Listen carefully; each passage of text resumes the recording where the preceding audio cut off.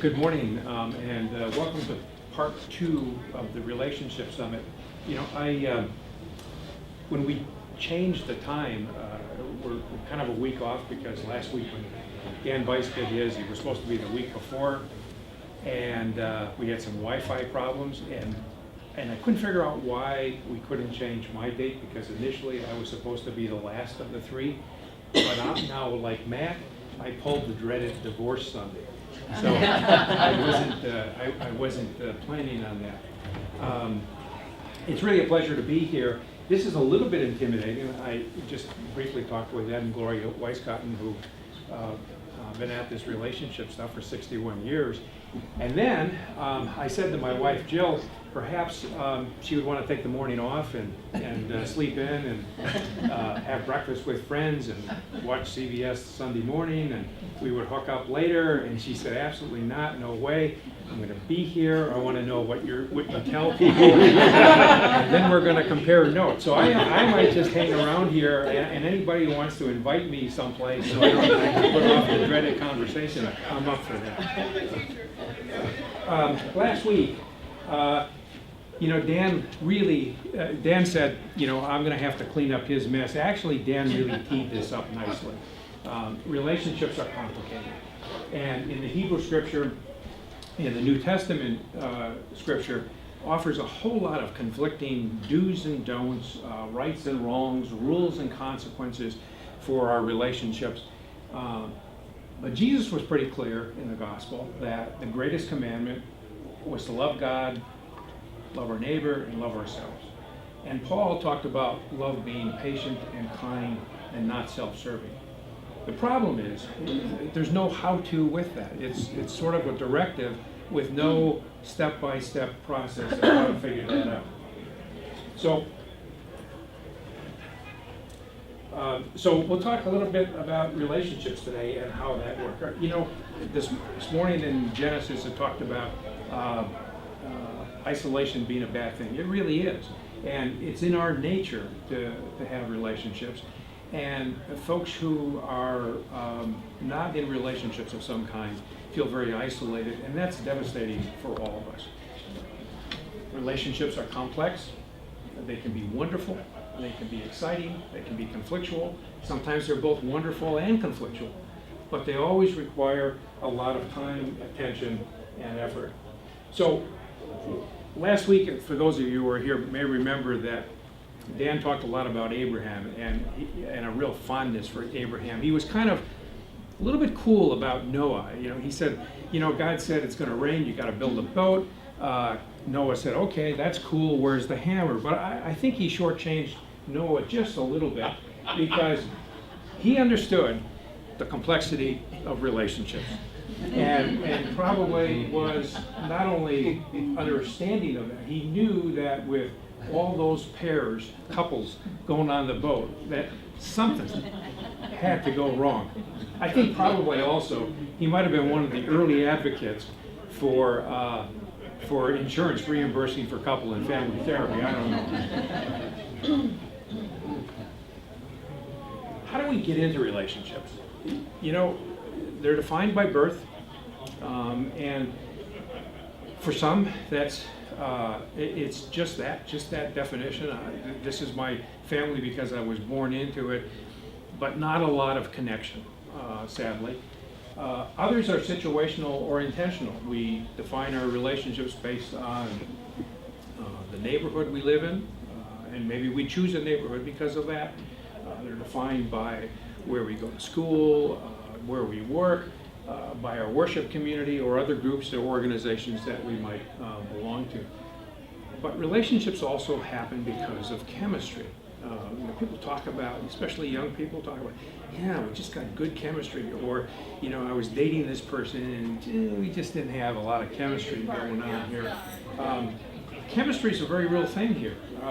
When the brain floods with an amphetamine-like substance, neurotransmitter, that includes some dopamine, it feels really good. It's how attraction starts. It's how we find our relationships to start with.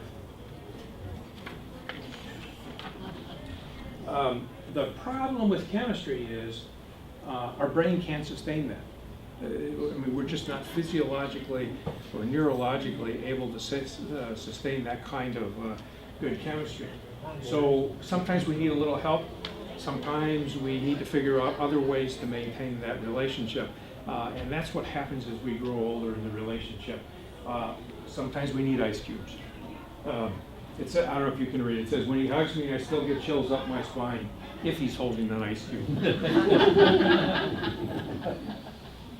So what kinds of things can we do that will help maintain and sustain healthy relationships? These lists are not in any order of importance, but having fun and a sense of humor, I put at the top of the list. What do you think is one of the best predictors of whether a marriage is going to last? Respect. Pardon me? Respect? Yep, that's one. Anybody else? Laughter. Yeah. One of the, statistically, one of the things that people have found who analyze this stuff is that people who really enjoy spending time together, doing something, having fun, having a sense of humor, have the greatest sense of stability in their relationship. And it is a big contributing factor to Ed and Gloria being 61 years into their marriage. And when you think of it, the couples that I see in my practice, probably predominantly are in their late 40s, early 50s. They're beginning to become empty nesters. The early years of a relationship, when we really have time without kids to focus on each other and to spend time and to have fun, are great years. And then we have kids, and then we start raising kids, and then we start working on our careers and getting the house that we want to live in for the rest of our lives, or maybe up until retirement in any case. And we're worried about our retirement. We want to make sure that we have the money to do that. We want to make sure that kids can go to college, and all that kind of stuff is focused typically outside of the relationship with each other. And while the relationship may be without conflict and may be very productive in all kinds of ways, what happens at the point of time when we become an empty nester is we wake up and say, I'm not sure who this person is lying next to me. We don't have any fun anymore. And it's not that they don't respect each other. It's not even that they don't love each other. It's that the relationship becomes boring, and there's no fun, there's no excitement, and it feels like they have grown apart. So having something to do, a hobby, a passion about doing something that really keeps people connected and helps generate that it becomes the ice cube, I guess, to send chills up and down our spine for many years to come. Respect, honesty and trust, privacy and boundaries. Even in all of our friendships, there needs to be some lack of exclusivity. Now, obviously, in a marriage, there are some clear boundaries with that. But when we think about our other friends, we don't get upset if they go out and do something with somebody that doesn't include us, if they have other friends or other interests. And I think when we look at it in terms of our marriage, that's important as well. That being attached at the hip isn't necessarily a healthy thing for us. It's necessary and important for us to have other things, other interests, sometimes other friends with which to spend time. And I think what it does is it also brings a little bit of excitement and juice to the relationship. If we did everything together, it would be pretty boring. What would we talk about? There's nothing to share.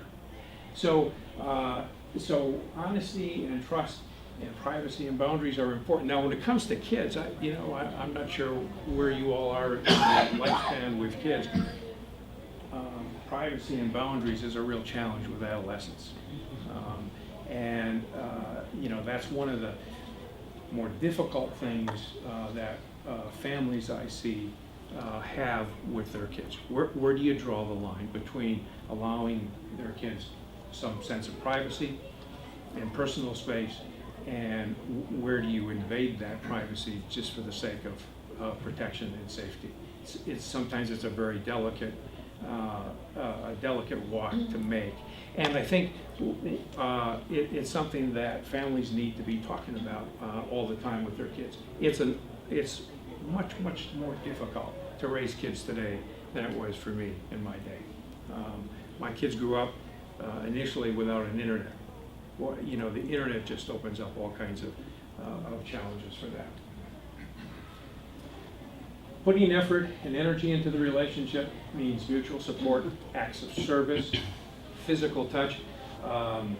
You know, today's gospel was great in terms of Jesus laying hands. Touch is a really important part of all of our relationships. I mean, you know, whether it's our spouse, our partner, our friends, we're much more free today to give our friends a hug, give them a good handshake, a pat on the back, to touch them. Touch is important. It's not just an empty gesture. It really starts changing brain chemistry, and I'll talk about that a little bit toward the end of this. And communication, obviously. So a couple things with communication. It's listening, sharing feelings, understanding and acceptance, knowing that there's a big difference between understanding and agreement, and making a commitment and following through. The basic, I love zits. Zits and Baby Blues are my two favorite comics, and I think we can read those things and learn a lot about child development and growing up and relationships. But here's Zitz and his mother, and they're both saying, I can see you, I can hear you, yet I can't comprehend anything you say or do. How often have we run into that? You know, with our husbands or wives, with our kids, with our bosses, with our friends and neighbors. You know, I can hear you, I can see you, but I don't have a clue what you're talking about. It doesn't make any sense. So listening here, Mom is talking to Jeremy. She said, Jeremy, have you been listening to me? He said, yeah, well, no, well, but I am now. And just in case you've said anything important in the last few years, this would be a good time to repeat it. You know, Doug reminded me last week or 2 weeks ago, we were talking about this at the men's breakfast a little bit, about communication theory, and an old friend of mine, Elam Nunnally, who taught over at UW Milwaukee, where I went to graduate school, one of the early pioneers of family therapy and couples therapy and communication, and talked about the importance of listening and comprehending what the other person is saying. And a lot of times, what we typically tend to do is try to respond to what somebody is saying to us, rather than asking questions to better understand what that person is saying. And it's a kind of an awareness of not only what we're thinking about what we're hearing, but how we're feeling about what we're hearing, and then what we want to do about it. So understanding is, this is another great Zitz. You can see I'm a real big fan here. Zitz and his girlfriend, Sarah, and she's saying to Zitz, what I like about you is that you get me, Jeremy. Nobody else really gets me. And Jeremy is thinking, hot body, what's the get? And then she says, and you always know the right thing to say, and he says, or even not to say. Sometimes one of the most important things about listening is not saying anything, just not responding, just working on that whole idea that my job is to understand, not to agree, not to change somebody's thinking, not to fix it, but just to understand. Classic understanding versus agreeing. The woman's right. What's that? The woman's right. Now, man, I'm going to try real hard to understand that. But it's going to be very hard. Acceptance. Again, Sarah, thank you, Jeremy. And he says, for what? You know, for putting up with me. Forget it. it's nice to be with someone who can deal with my mood swings, and he says, Dramamine helps.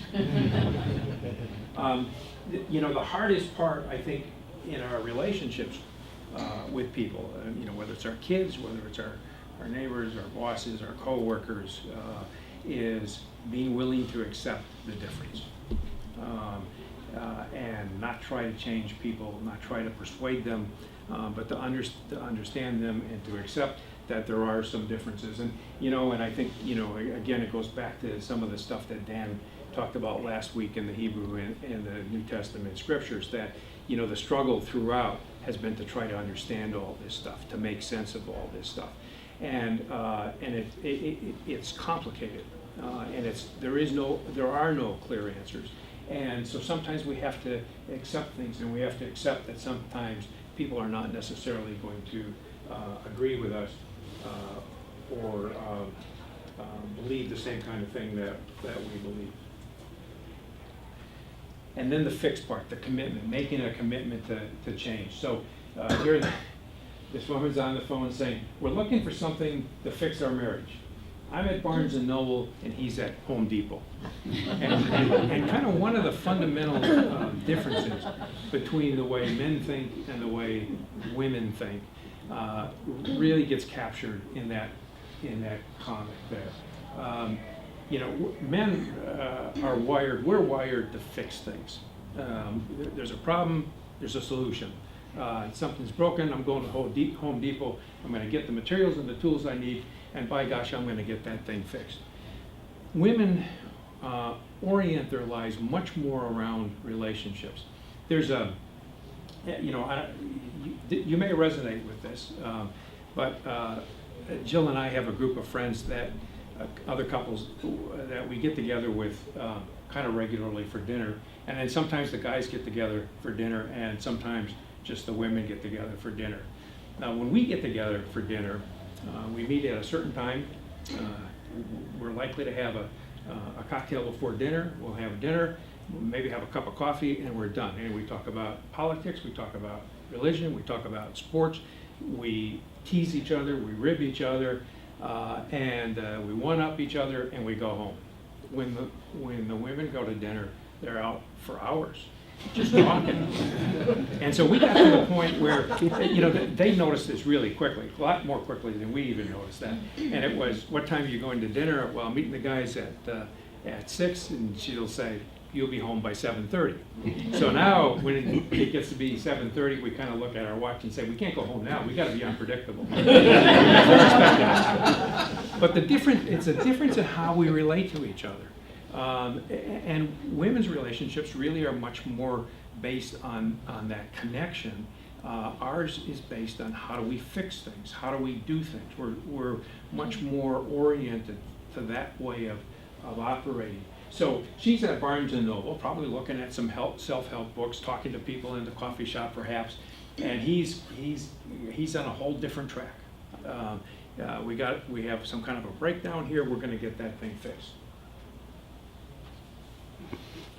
So a couple suggestions. Fix your partner firmly in your heart during 4 crucial times of the day.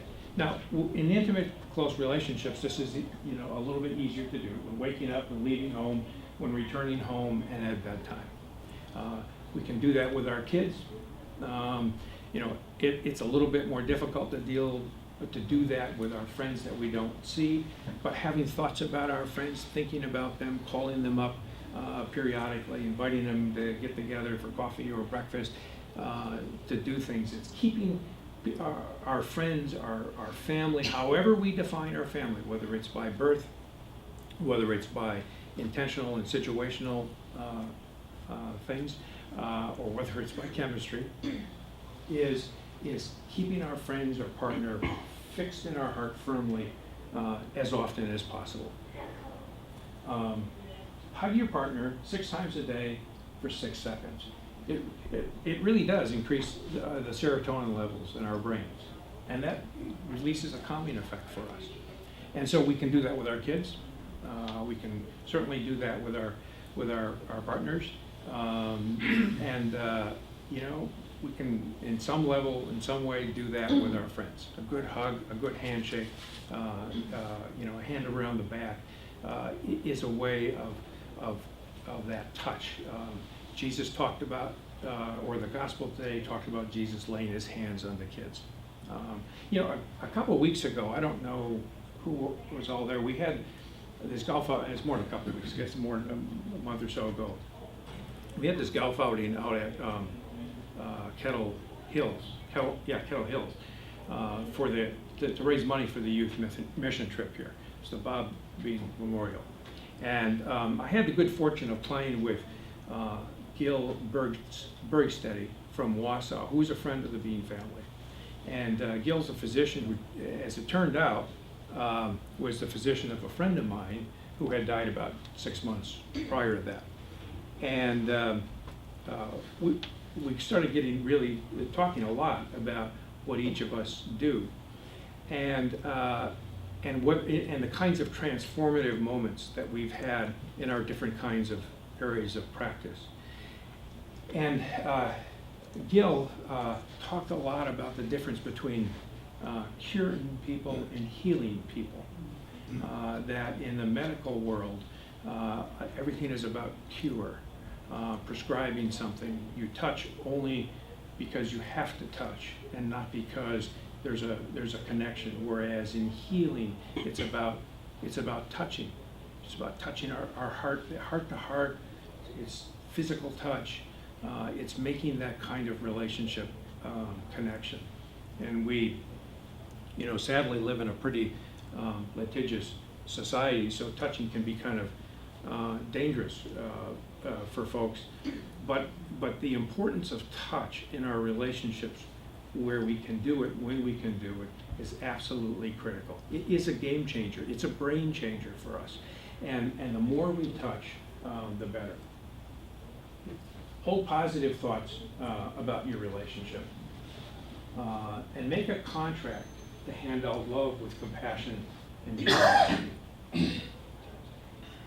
An Ogden Nash quote that my wife found for me: to keep your marriage brimming with love in a loving cup.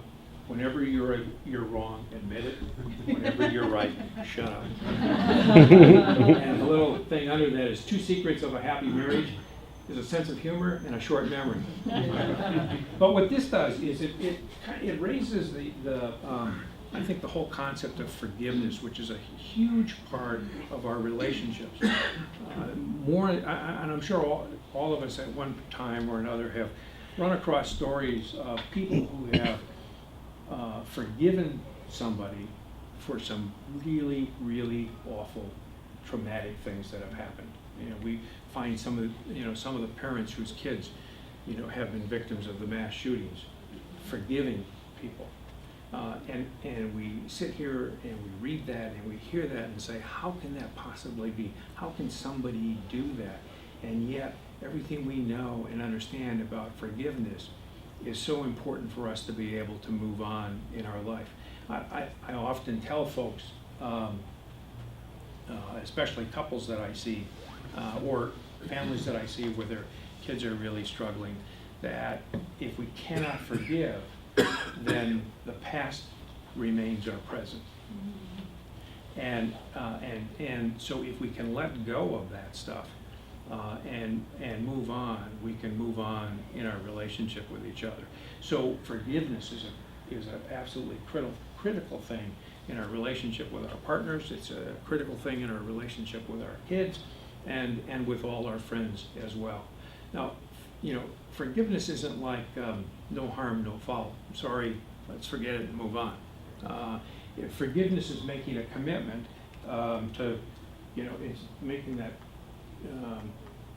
it's making that commitment to fix something. It's making that commitment to make a change. It's making a commitment to try a little bit harder not to have that happen again.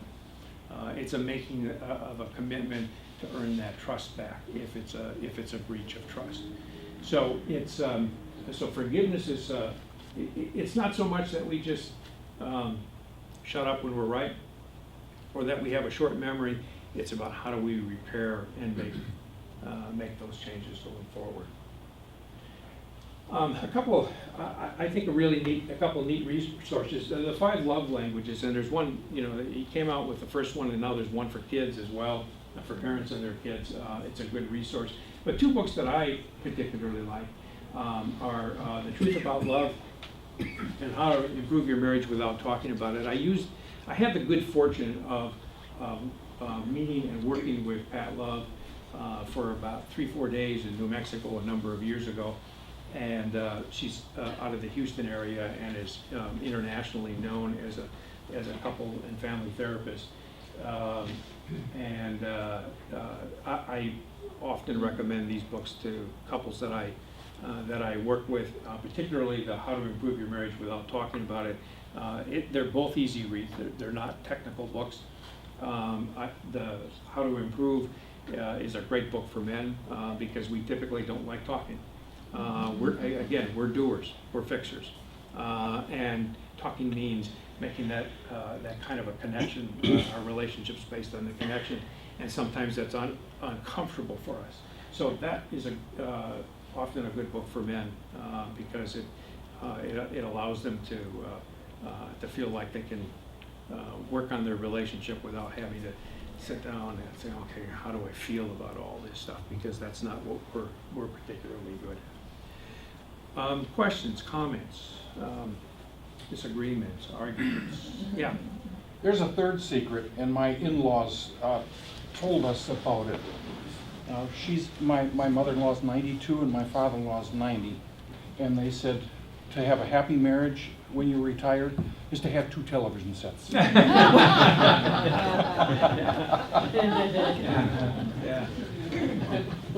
They've been married 69 years. Wow. I assume they have 2 TVs. They do, yes, they do. 2 separate remotes. Well, in our case, it was to have 2 different cars. Yeah. So, because my wife was afraid if we only had one, she wouldn't get it. Right. Yeah. We still have 2 cars. Good for you. This was at the beginning of our retirement when we talked about cutting corners with expenses. David wanted 1 car, and I said, no way. Well, and I think that speaks to that whole sense of independence and doing things that are different, and having different interests and maybe different friends and activities, so that you're not joined at the hip. And I can't overstress how important that is. Young couples that I see, a lot of them just like to hang out with each other. I always ask, one of the first things that I want to find out when a couple comes in to see me, whether they're coming in for pre-marriage or they're coming in because they're having some struggles in their marriage. So I want to find out what they do for fun, and whether or not they have a sense of humor, and if they can laugh at each other and with each other and enjoy each other. That is one of the hugest strengths in a relationship. If they can't, then I know this is going to be some heavy lifting for all of us for a while. And so having that ability to do other kinds of things, to have that kind of freedom, that kind of independence is really important. Of course, it's based on trust. And you can't do that without. My daughter actually said this to me this week. She's learning how to drive, and she commented about how Dad's car and Mom's car are different. And I said, was that bad? She goes, no, because when you go on a date, you go in the same car. I think how she put it was, if you went on a date in separate cars, that wouldn't be good. Yeah. Lee, I have one question. You talked about, and I agree with you how important this is, forgiveness. And it's easier said than done, I think, what are some steps, like when you have people who have forgiveness issues in their relationship, what are some things you ask them to do or ways to move through that? I found letters really important, really helpful and important in this, particularly with couples where there's been an affair. But it works for other things as well, certainly. But that's, when a couple has had an affair, that's like the most egregious break of trust that could occur. And so I always have, after the first session, have them each write a letter to the other person. And give it to me first. I'll meet with them individually, and we'll go through it and edit it. But what I want them to do is to tell their partner how bad they feel about what they did, and to try to tell their partner how awful they think it must be for them to be on the other end of that, and what that must be like. Because I think it goes back to that understanding part of our communication, that you know, if we can understand what the other person must be feeling in this kind of situation, we're halfway there. And it makes the forgiveness something that it's not, oh geez, I'm sorry, I didn't, you know, I won't ever do that again, just trust me. That's kind of a no harm, no foul kind of thing. But if I can, you know, really kind of begin to understand what my behavior was like for you, then the forgiveness becomes more real. There's a sense of remorse with that, and with remorse, I hate that word, but it's a good word because what it means is I've really dug deep into my soul and taken a look at my behavior, and I've made some decisions about what and how I can do things differently to try to repair this.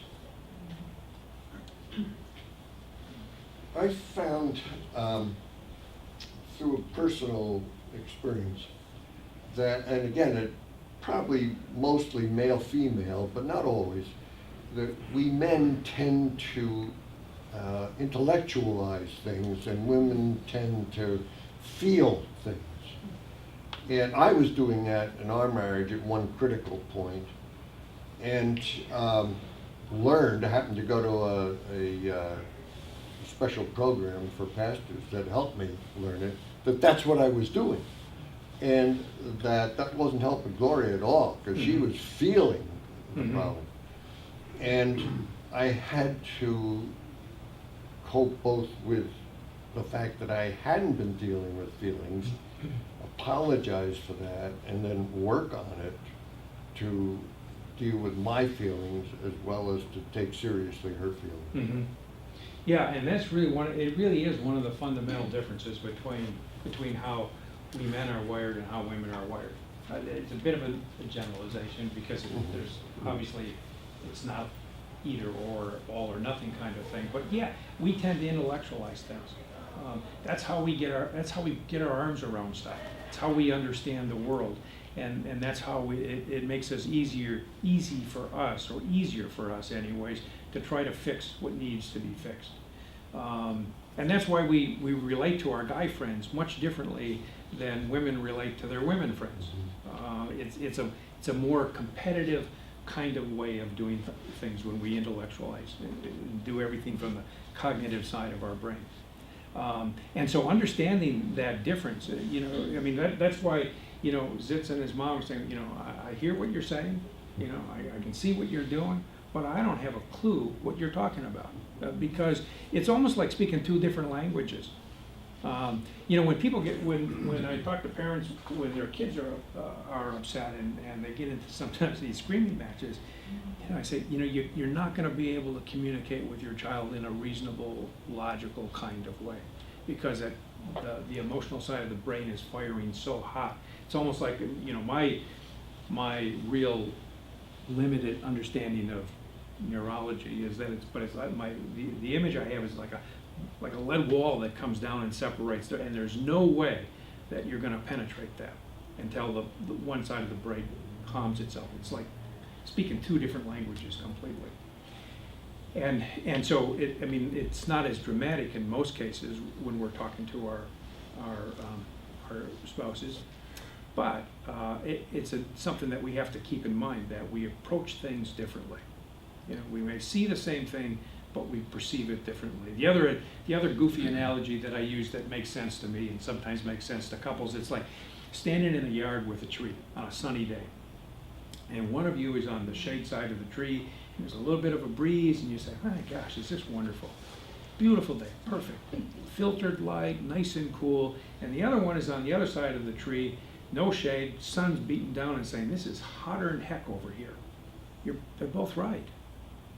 Both right, just completely different perceptions of the same situation. So I think we have to keep our perspectives in mind in trying to communicate and understand with each other. That our perspective, our perception may be accurate for us, to be sure, but not necessarily at all accurate for the other person.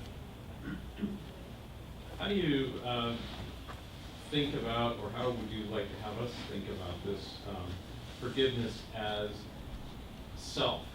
So oftentimes, we're talking about relationships with other people, but sometimes that can occur and it can be very effective. Yeah. But what about the self, the internal, the part of letting go of some stress, strain, guilt, whatever it is? How do you? That's think about harder than that? forgive. I think, in my experience, forgiving someone else is sometimes far easier than forgiving ourselves. Because we have high expectations for ourselves. And when we let ourselves down, we don't fit our own image of ourselves. We don't fit the bar that we have set for ourselves. And that's, that's part of why when I ask couples to write letters to each other, to give them to me first, is because part of the editing is I don't want one blaming the other, saying I wouldn't have done this if. But I also want them to understand that that part of that letter is an attempt to forgive themselves as well. It's hard, Doug. I don't have a magic formula for that, and people wrestle with that for a long time sometimes. You talked about affairs, and there's always the third person. I'm kind of a mystery. I like solving mysteries, and one of the programs I like watching is called Forensic Files. And it just amazed me, of all these different cases, a lot of them have to do with affairs where the third person, and it's both men and women, one had the fellow went out to the other guy's farm and murdered him in his barn because he had an affair with his wife. And they had come to a resolution, but he still hated this other person. And the one that just mystified me was this fellow was on the road doing broadcasting horse shows and things like that, and he met this woman who was equestrian, and she drove all the way from South Carolina to Nebraska to murder his wife because she couldn't let go. Mm-hmm. And so when you talk about affairs, it is really, I think, one of the most horrible things to happen to married people, mm-hmm. and a third person. Mm-hmm. I don't work with the third person. No. If you did, what would you say? I'd pass it off. Refer. Yeah, refer. Yeah. So I think sometimes, Lee, I think we're hardest on those we love the most, and Sue and I think of Paul talking about love, his kindness, and so forth, and wonder if you could say something about being kind in that relationship, kindness in that relationship. Well, the kindness piece really sort of underscores everything that we do. I mean, we need to be kind to our partners. I'm thinking, I don't think I've met any couple that I've worked with where people have been who come to try to work on their marriage, who have been intentionally unkind to their partner. And I think familiarity is one of those things where we sort of take each other for granted. And I think the thoughtfulness, the respect, the slide about making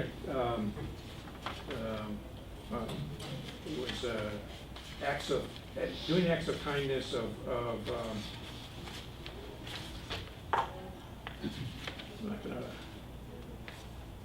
make a contract to hand out love with compassion and generosity. I mean, I think what that requires of us is to be thoughtful about all of our interactions with our wives or with our husbands. and not taking them for granted, not assuming we know what's going on, not assuming we know how they feel or how they would react or how they would respond to something. And when we don't make those kinds of assumptions, because typically we don't with other people. I mean, in our professional lives we don't. I don't make assumptions about what people are thinking or feeling when they come into my office, and probably no matter what kind of business you all are in, you don't do that either. But we do that at home because we make the assumption that we know the other person so well. And I think there's something to be said for mystery, and I think there's something to be said for being thoughtful about trying to understand the other person, and not making those kinds of assumptions. So if we're, the other question I always ask couples is, what's the best thing you can do for this relationship?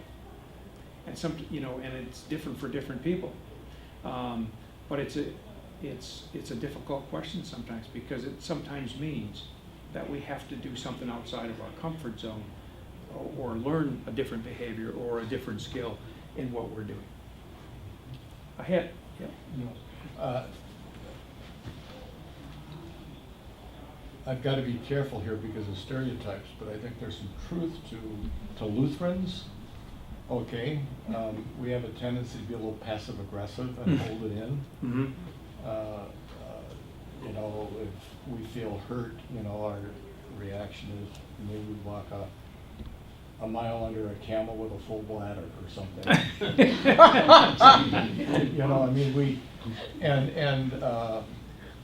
When I did my internship in Chicago, I was around Polish and Italian people, and they would, like the honeymooner, I hated that program because they always yelled at each other. And love is expressed with a certain amount of ventilating negative feelings. That's not the way I was raised. Mm-hmm. And I remember when Petey and I got married, the first week she about ran home to mama. I would kind of explode a little bit, right, honey? Notice where they're sitting. She was pissed off regardless for how fight the bullet. Yeah. So I think there is a cultural kind of thing that we really have to deal with too. Mm-hmm. Yes. Our negative feelings, to be able to express them without. Mm-hmm. Yes. Okay. So I'm curious as to the second book that you listed, How to Be Married Without Talking About It. Yeah. Can you just talk a little bit about how that book plays out? Well, it's learning different skills. Obviously, we cannot not talk about this stuff, but it's beginning to learn the difference between how men and women think, how we respond to things, how we do things differently, and beginning to understand that, to try different kinds of things, which is kind of where that question, what's the best thing you can do for this relationship, comes out of. It's learning different skills. And for any of you who've ever tried to learn something that you haven't learned before, it's really difficult. If you're right-handed and all of a sudden had to start writing with your left hand, with enough time and practice, you'd be able to probably do something fairly legibly, and it would begin to feel comfortable, because what happens is we're beginning to create new neurotransmitters in our brain. We learn how to do it. We change the wiring a little bit so that we learn to do things differently. So nothing that we learn necessarily comes easy. If it comes easy, we're not learning anything new. And in our relationships, part of our challenges is to kind of always work on, what can I learn new? What can I learn differently? What can I do differently that's going to make a difference in this relationship? What's the best thing I can do? Then I'll just add one thing. I don't know, it might have been a Bible study. It wasn't a Bible study, and then it was also in a teen group, a teen parent group that I was part of in St. Matt's. But one of the things that just always stuck with me is how we talked about our children, but we also talked about our spouses and how you greet them when they come in the door. How does that whole thing go when you're busy cooking dinner with the kids and all that going on? But something that always stuck out was just that, how do you greet them? Do you greet them like you would greet a guest in your home? Are you even giving a smile? Are you even turning around to say hello? And I just thought that was really interesting as a way to just really show, I guess, love and respect, and just acknowledging them when they come in. Yeah. With a smile, with a true "How are you?" It kind of went along with your 6-second hug and that idea. Yeah, it's that fixing your partner firmly in your heart 4 times a Right. day. And I mean, that's not just your husband or your wife, it's your kids when they come Right. home from school, it's your kids when they leave school. You know, it's more of a challenge. Clearly, it's more of a challenge now than it was when I was a kid growing up. And it was much more of a challenge than it was when my kids were growing up. It's a difficult time, and we're all multitasking. We're all doing all kinds of things. We got all stuff on our plates, and it's really easy to sort of take that for granted and say, if I don't greet my kid warmly when he comes or she comes home from school today, it's not a big deal. But it goes back to that kindness thing. It's making a deliberate, thoughtful act of being kind, of paying attention. Oh boy, here it comes. No, I was thinking. This isn't going to I'm be. the How come this doesn't happen at home? No, I'm stuff? All right. I was thinking about the 2 things that I was hearing here about the self-forgiveness and then when Gary was talking about kindness. And I think that's one of the things that I had to learn to myself, because I think we're really hard on ourselves a lot of times, and just individually I'm looking at too, but the kindness that Gary was talking about and the self-forgiveness, that was something I found I had to learn, was to be kind to myself, because we do have, you were right, we have really high expectations for ourselves, and we figure and we disappoint ourselves, I think, a lot, but you also have to find a way of understanding that in yourself and learning from it, but also being kind to yourself and forgiving yourself. With those gaffes or those moments when you aren't kind to somebody else. So I think that's one of the things that those 2 things really linked when with both of these parts of the room talking about them. The out of the tradition of Ignatius Loyola, the Jesuit tradition, the Jesuits have a thing that they do several times a day, actually, called the examen, E-X-A-M-E-N. It's not an examination, but it's an examen, and it's a few minutes a day where they just sort of let themselves get in touch with God's presence in their life. And at some point through this, they sort of just run through the day in their heads, and opportunities that they may have missed where God was present to them, or they were maybe present to somebody else. They describe it as like, what would it be like sitting on the couch next to Jesus, just talking about your day? And it's not about did I sin or did I do something bad, but it's, how did my day go and what do I want to do differently? And I think that's a process that makes it easier for people maybe to forgive themselves. That it's not a checklist of where I failed and how I've sinned and how I've let people down, but it's what do I want to do differently? And when we look at this, the bulletin, I don't know where you got all that information about my practice, but a solution-focused approach to therapy is not looking at the problem, but looking at what do you want to do differently, and what are the exceptions to things that are happening now. People come in and they're upset, they're angry, they're frustrated, and it can immediately tell me what the problem is. And what I want to find out is, when are the exceptions occurring? It's not happening all the time. And how do you move from those exceptions where everything is working the way you want it to having that work the way you want it a little bit more frequently and a little bit more frequently and a little bit more frequently, so that the problem becomes the exception. And that's about moving in a positive direction, and it allows people to say, okay, I can forgive myself because I'm moving in a different direction now. And by moving in that direction, that different direction or a positive direction, that tends to put whatever that that struggle with that self-forgiveness further away. Yeah. Doesn't it? I mean, it just kind of blurs it out. Yeah, yeah, because the focus is on, you know, where I'm going in the future and not where I've been. Yeah. I discovered that it's little things that you do that you never thought of doing. For years and years, we have just one daughter, and we gave her every opportunity to have enjoyment. She was a figure skater, so we traveled around the Midwest. She played Milwaukee Youth Symphony. My wife traveled for work, so I had to take over, so we were, you know, a team. And I had never given her flowers or sent her anything until our 25th wedding anniversary. And by that time, my daughter was 20, and she was kind of on her own. So I was at work, and I had arranged for a bouquet of flowers to be sent to Dee at work. And her friend said, "Oh, wow, those are beautiful. You know, your husband must really love you." And it made her feel great. The problem was, we were married September 11th, 1976. And about an hour and a half, she was so upset that this horrible tragedy had to ruin our day.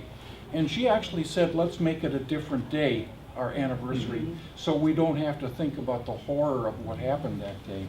Cool. But it really did make her feel good, and the last, for her birthday this year, I gave her flowers and I made her a birthday card on PowerPoint. Flowers on the front. You open it on the inside and there's a picture of my daughter and her two little boys.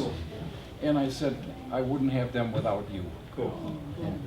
You know, all the stuff that we talked about, you know, and it really kind of was skewing toward couples, but, you know, these principles work for, you know, your kids, your friends, and I think that that's the important thing about how do we nurture our relationships with each other. We're social beings. We just weren't meant to be alone, and being alone is a difficult, devastating thing to be, and that's why a lot of, you know, more and more, a lot of people, especially single people, single adults, are talking very openly about how they redefine their family. Their family is an intentional one based on their relationships with their friends, that they become family. And I think if we keep all those principles in mind, you know, it's readily transferable to whether it's our husband or wife or our kids or our birth family or our friends. So I'm mindful of the time. I know Gail's got to get It's going. okay. Oh, you're off. Okay. No, I'll be going, but this is Okay. great. I was looking at Pastor Matt and I was thinking, I wonder how much of this he knows and how much he's taking in. Well, He's getting married in June. Pardon me? He's getting married in June. Yes, and he's going to have to, and before that, he's going to have to clean up Dan Bice and my mess. So, It's very exciting. Thank okay. you. Other questions, comments, suggestions? Okay. Thank you All very right. much. Thank you.